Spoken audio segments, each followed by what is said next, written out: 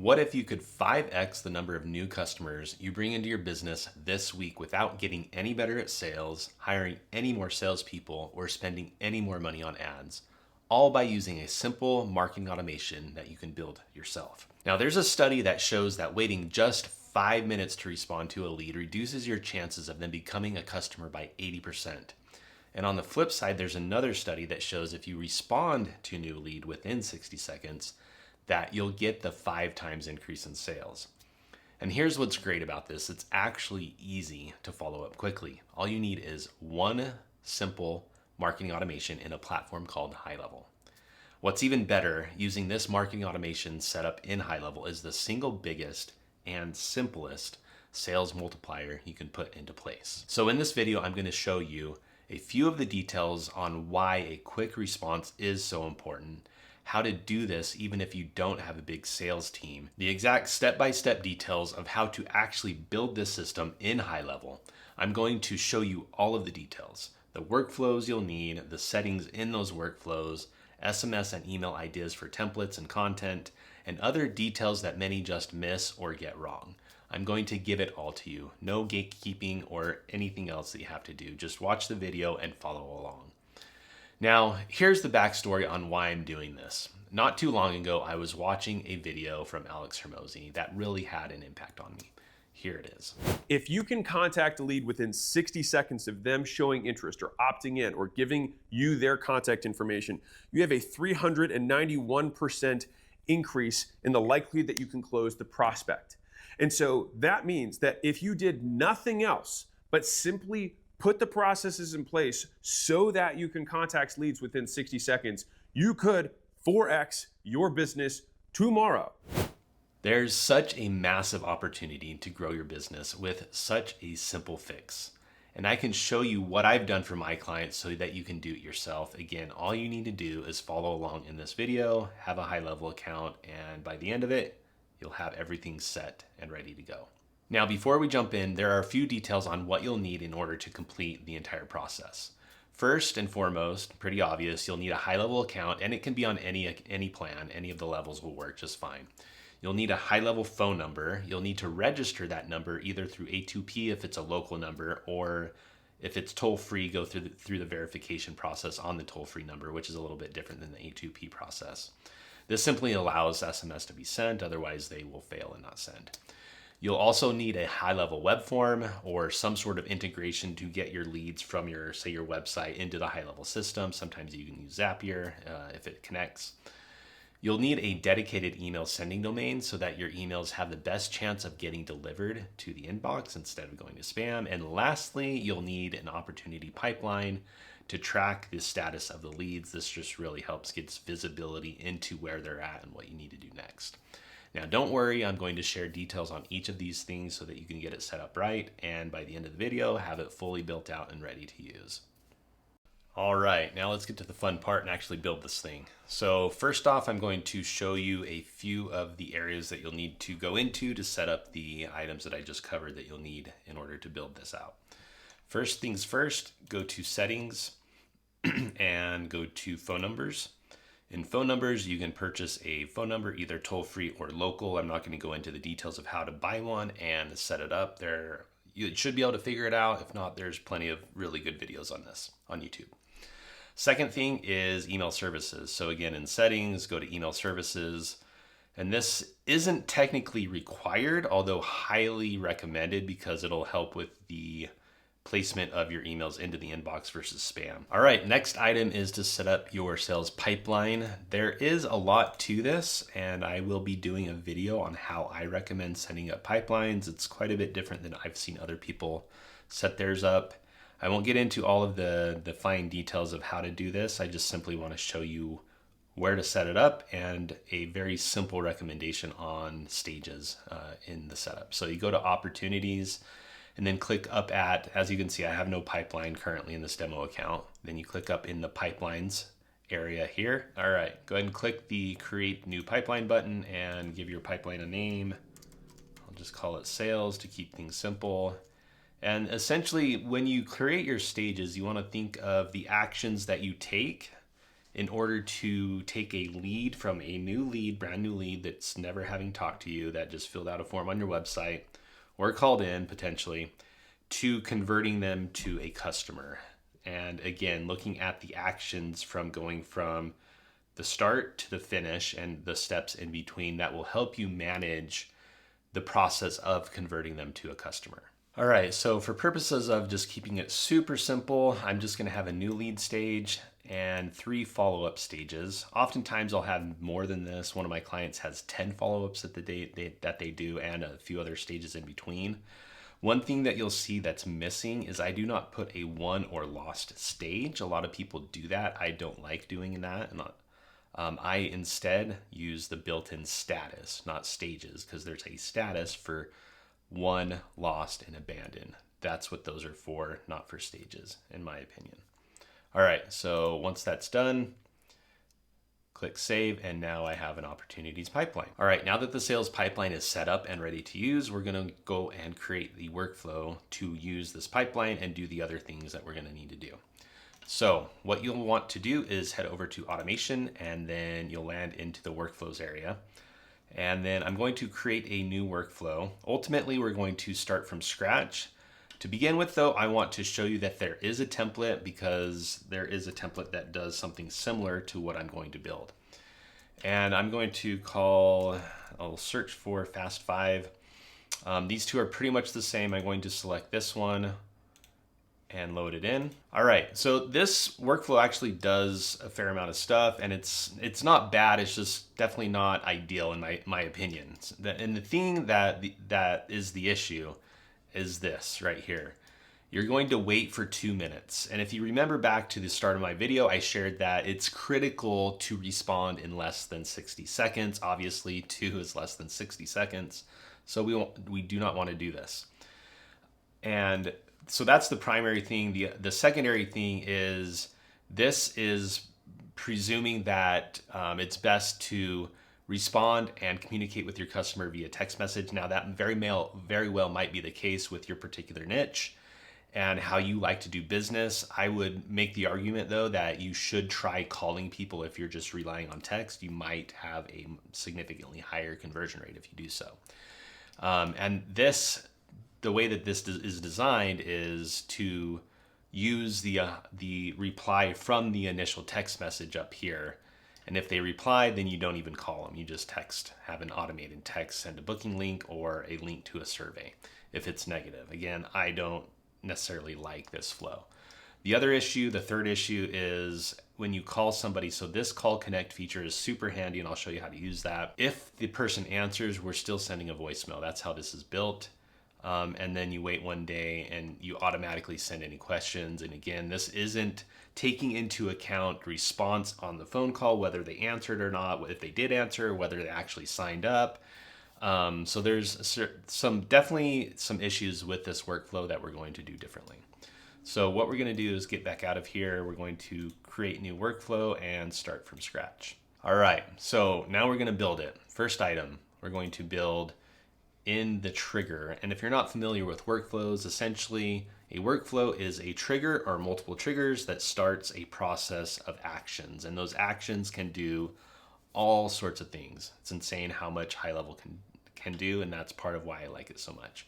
So first we're going to look for a trigger, and we're going to look for form. Form submitted is the trigger. And I don't have any forms. Otherwise you would do form is and select the form.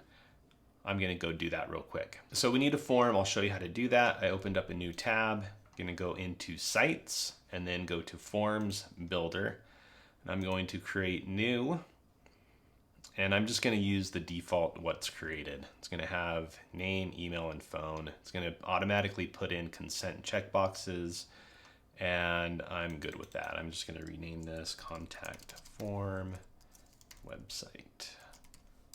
I'm very particular about naming things just for clarity and to keep things organized. So we're going to call that website contact form, and then we're going to come back over here, and you'll see that it's not going to show up yet. I'm going to delete this so I can save the trigger overall, save the workflow, and then I'm going to reload the page so that the filter now shows the form that I just created. So this trigger is saying when that form, website contact form, is submitted, it's going to fire off this workflow. All right, one other thing to do before we get too much further into the build is actually name the workflow. I'm going to name it Qualified Lead Phase 1. Again, I'm very particular about how I name things. Phase 1 would indicate that there are multiple phases to the follow-up. Again, it can be anywhere from 3 to 10 or beyond that, depending on how many times you want to follow up. And I would say each phase is one round of follow-up, whether it be a call, a text, and an email all together in one phase. That's one round of follow-up. So again, I would create multiple workflows to correspond with each phase of follow-up that I would be building out. So this is phase 1, and that's all we're going to build in this video. All right, so right off the bat, when a lead comes in through the form, I'm going to search for a opportunity record. And there's an action called Find Opportunity. Very handy. It's fairly new. That's why it still has the beta tag, but it works amazing.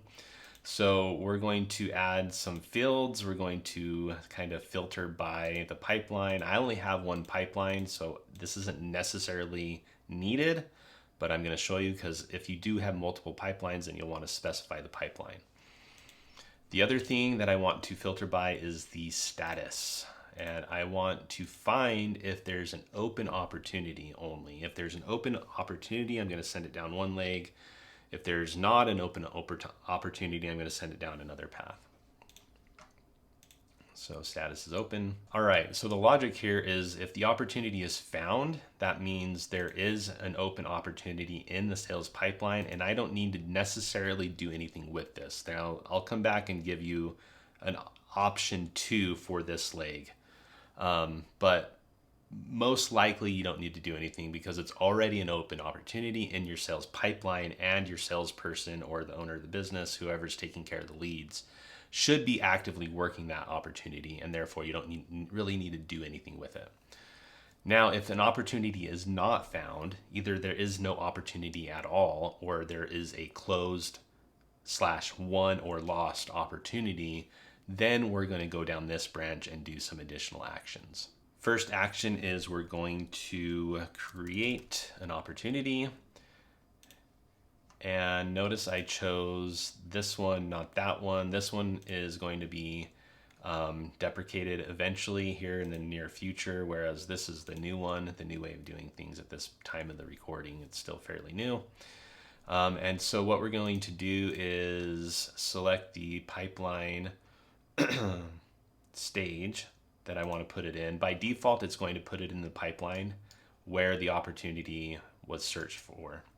Saying a different way, if you search in an opportunity pipeline in this step, in this action, then whatever is found or not found in that same pipeline is going to be then the next action. We'll use the previous action. Hopefully that makes sense. So we're going to put it into the new lead stage, and we're going to give it a name, and we're just going to give it the name for the contact, full name. And also, I feel it's handy to put the phone number in the name as well. Now, you'll notice that duplicate opportunities is disabled right now. This actually needs to be enabled to allow duplicate opportunities. The reason why is, say in the past, say 2 months from now, 2 months ago, a person came to your website, filled out a form. You went through the whole process to convert them. They didn't convert for whatever reason. And they came back now, 2 months later, and filled out a form on your website again. If this was disabled, the system would not allow for a new opportunity record to be created. It would simply just not create it, and it wouldn't exist in your pipeline. So with that being said, we want duplicate opportunities. That's also why this find opportunity action is so handy, because I can find an opportunity that was previously created based on certain criteria, the criteria that I set in a particular pipeline with a certain status. If it's not found based on those two criteria in my situation, then I can create a new opportunity if and only if I have this enabled instead of disabled. So what we're going to do is we're going to go into the settings and enable that. I'm going to save, actually, if I remember right, you can click this and we'll open up in a new tab. And it's on the main business profile settings down here towards the bottom, and it's in its new area actually as of recent. So allow multiple opportunities per contact. Yes, we definitely want that. Click save. All right, coming back here, save action. If we refresh this, I want to save it first. Now, if we click into this, it'll show enabled, which is exactly what we want. All right, now that we have the opportunity record in there, we are ready to send communication to the new lead. We're going to do that through an email and an SMS sent immediately after they fill out the form. So the way we do that, click the plus button again. And again, real quick, there's like so many actions that you can do. We're going to keep this very simple in this automation, and we're going to just search for email. I'm going to send an email. And I am just going to set up some just really simple dummy content so I can save this action. What I highly recommend doing with this email is use this as an opportunity to pre-sell the lead. So recently I was doing some work in our yard at our home, and I sent an inquiry. I filled out a form on a local business's website, and they sent me an email as a confirmation, but that was it. It's a new service that I've never done before. I don't know a lot about the service. And essentially they missed this opportunity to help pre-sell me, to tell me what the service was like, what to expect, how they're special and different. And they did none of that, unfortunately. And I just kind of had to wait around for a few hours. It took them many hours, not 60 seconds. It took them many hours to get back to me. They never even called me. They just sent me an email with a quote, with a number. Like, again, very huge missed opportunity. So what I highly recommend is to use this to, again, how you're unique and different, what to expect, and really help to pre-sell them on your services. All right, that said, let's save the action. Next item is to send an SMS. So we're going to search SMS, send SMS. And here, what I like to do is, practically speaking, you can send a decent amount of content in an SMS message. However, it's not always the best practice, in my opinion.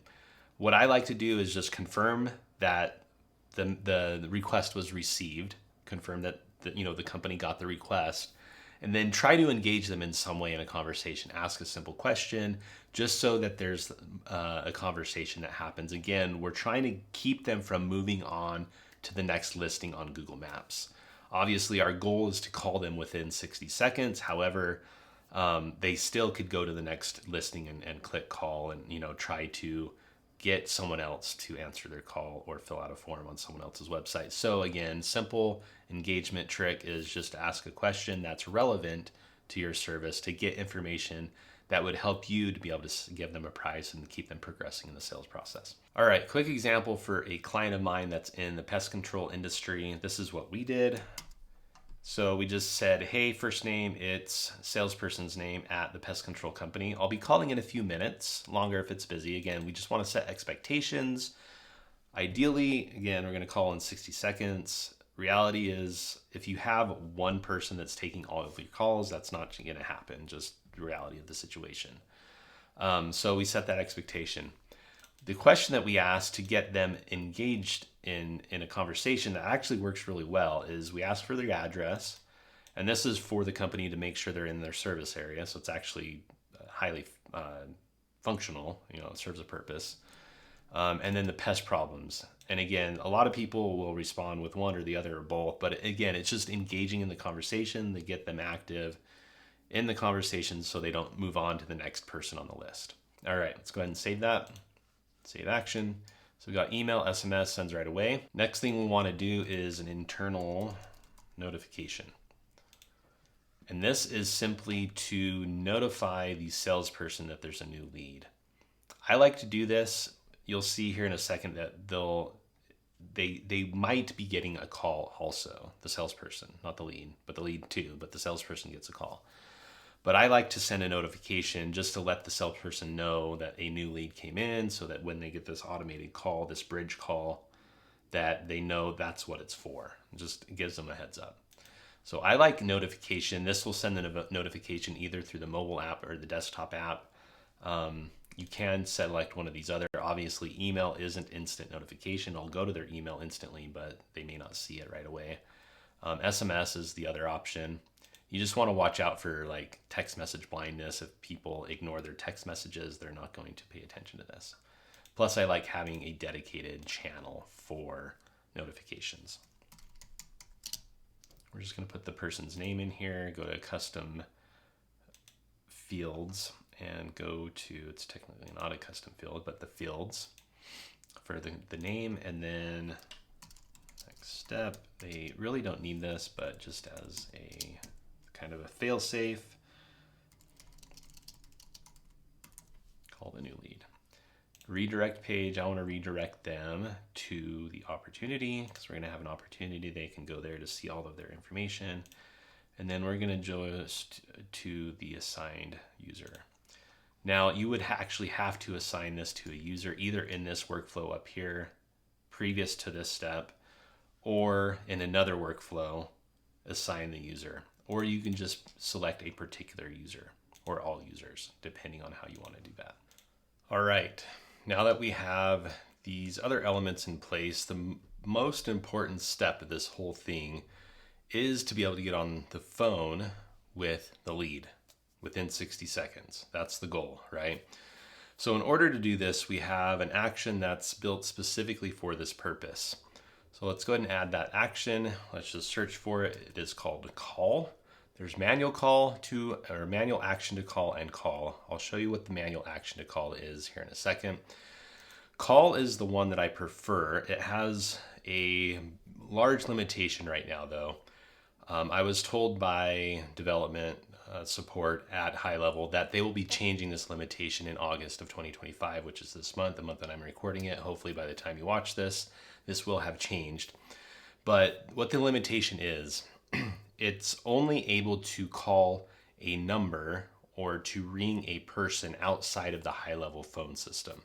So if you're using an external system to HighLevel, you're set, this will work perfectly. If you're not, if you're using HighLevel's phone system to handle inbound and outbound calls, and that's where you want the call to end up, you're not able to use this action. You have to use the manual call action, and I'll show you how to do that.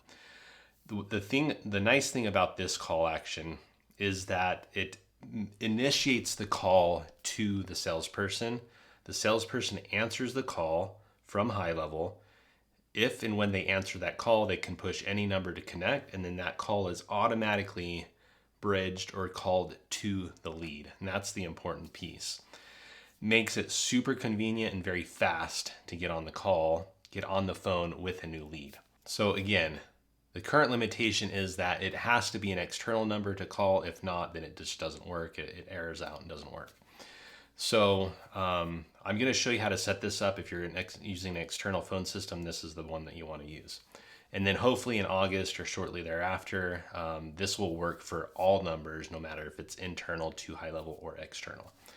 So one thing to note is this message up here. I'm going to read it and then explain it. It says, if the contact has been assigned to a user, this event will call the user and play the whisper message, meaning the user internal to HighLevel, the HighLevel user, not the lead.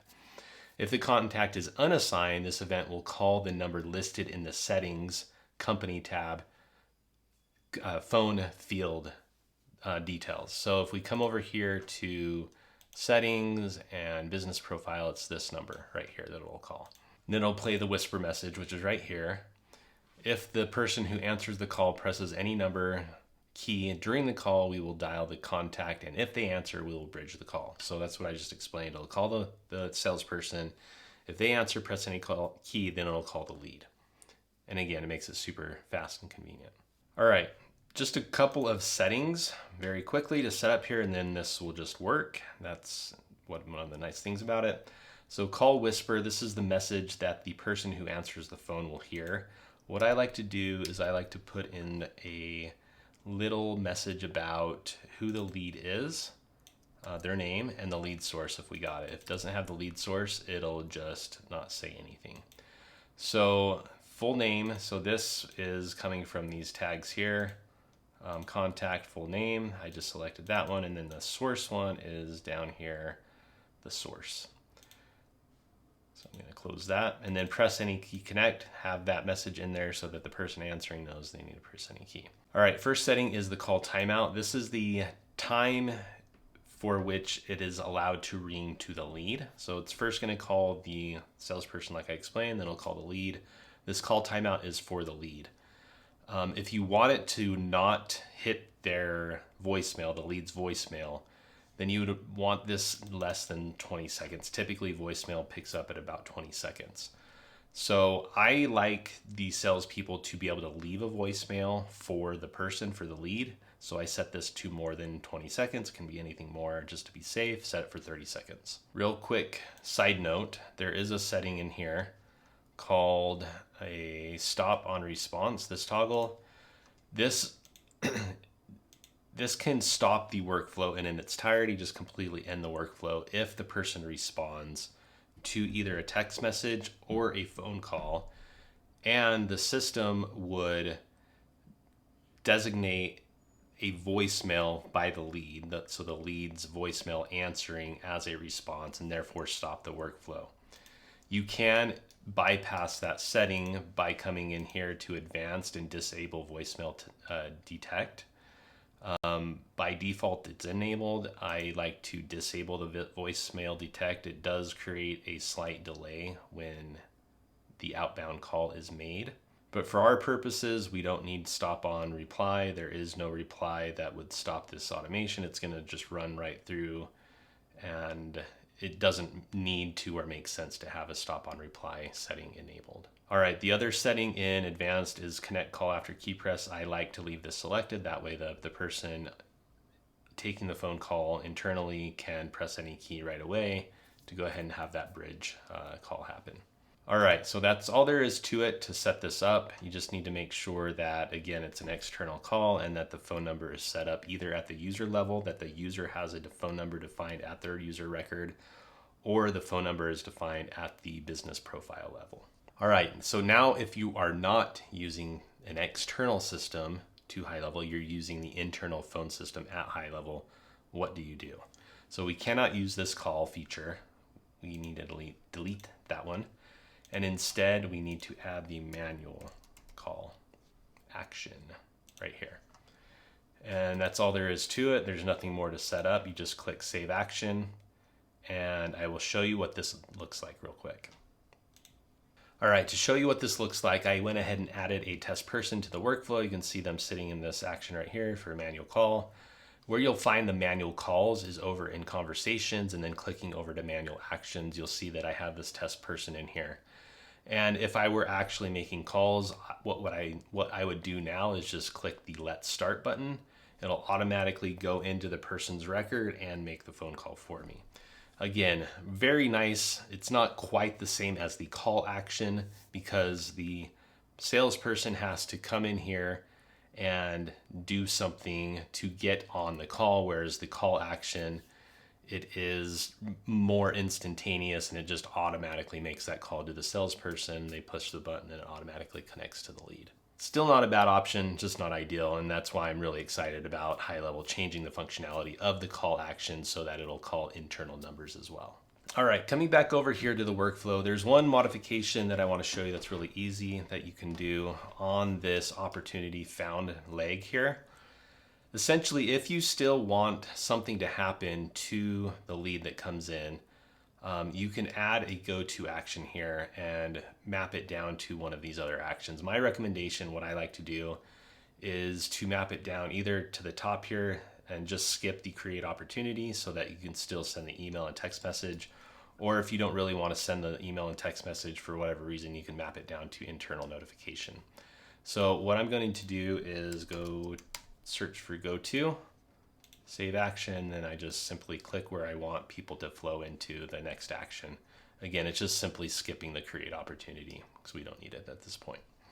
All right, one other modification that I think you'll really like is to modify this to send different messages based on the time of the day, specifically the SMS message. So the email message doesn't necessarily need to be different.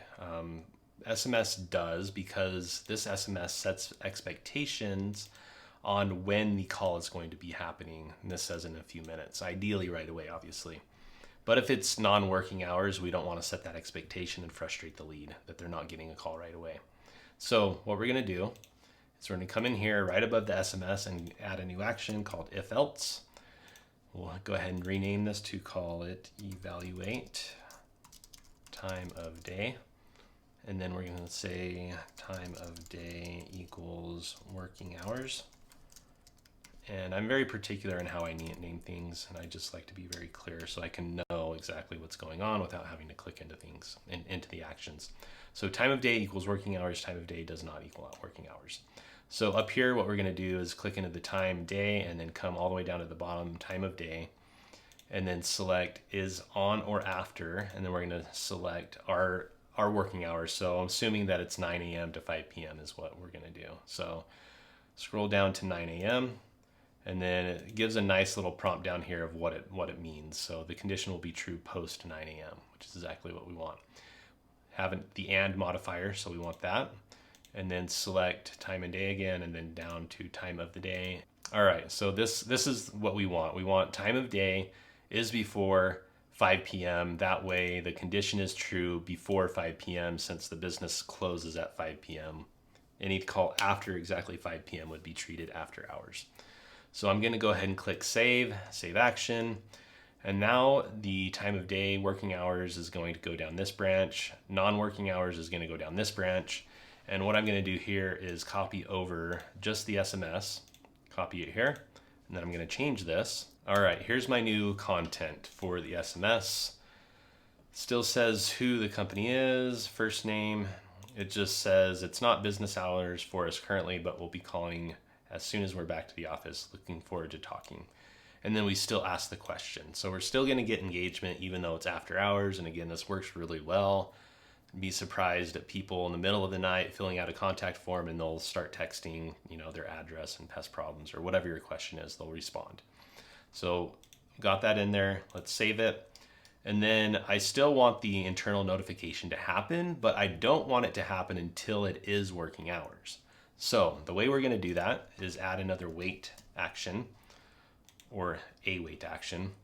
We don't need to wait at all. We're going to wait 0 minutes. And then what we're going to do is activate the advanced window. And whatever your working hours are, that's what you can set here. So if it's Monday through Friday, 9 a.m. to 5 p.m., that's the default, which is normal working hours. I'm going to go ahead and save the action. Therefore, the person coming down this branch will wait until Monday through Friday, 9 a.m. to 5 p.m., and then it'll automatically run at that point. Now, we still want them to go into the internal notification once it is business hours, and then also do the call or the manual call action. So the way to do that, you probably have guessed it, is the go to action. We're going to go ahead and click save and then map it back up to here. So it'll flow down here, wait until business hours. Once it is business hours, it's going to hit this action, then it'll flow back up to the internal notification. All right, and then scrolling back up, this go-to action, just to double check, is still relevant and the way that we want it. We want it to flow to the email. It'll hit the email, then evaluate the time of the day, and then just flow on in the same way that the other leads are. The only thing, obviously, that it's skipping is the create opportunity step. All right, so the key elements in this workflow that are different from the recipe that comes with HighLevel or maybe that you've built yourself.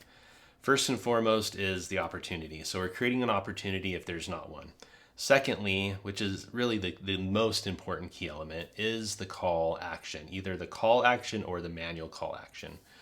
So that is what's going to help get you on the phone with a lead within 60 seconds. Obviously, if it's not business hours, we're still connecting with them through SMS and engaging them in conversations so that we can have that engagement and hopefully prevent them from going on to the next listing on Google Maps.